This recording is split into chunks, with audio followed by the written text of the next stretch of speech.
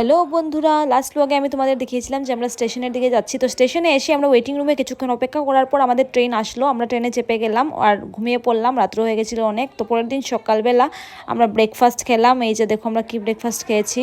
Breakfast খাওয়ার পর আমরা কিছুক্ষণ রেস্ট করলাম, তারপর এসে গেলো আমাদের লাঞ্চ। এই যে লাঞ্চ আমরা ট্রেন থেকে অর্ডার করেছিলাম। আমাদের লাঞ্চে ছিল ভেজ নন ভেজ দুটোই।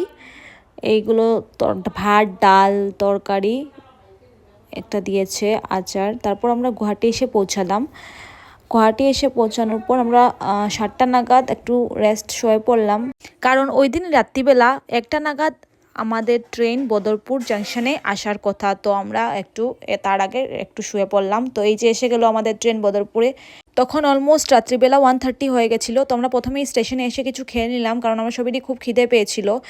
আর ফোন করলাম, আমাদের গাড়ি আসার কথা ছিল যারা বদরপুর থেকে আমাদেরকে পিক আপ করে নেবে।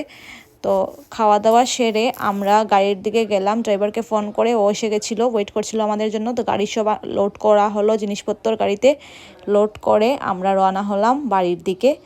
এতদিনের ট্রিপে আমরা সবাই অনেক টায়ার্ড ছিলাম। সবাই ভাবছিলাম যে কখন এসে বাড়ি পৌঁছবো আর কখন রেস্ট করব, একটু ঘুমোবো ফ্রেশ হয়ে। তো ফাইনালি এসে গেলাম।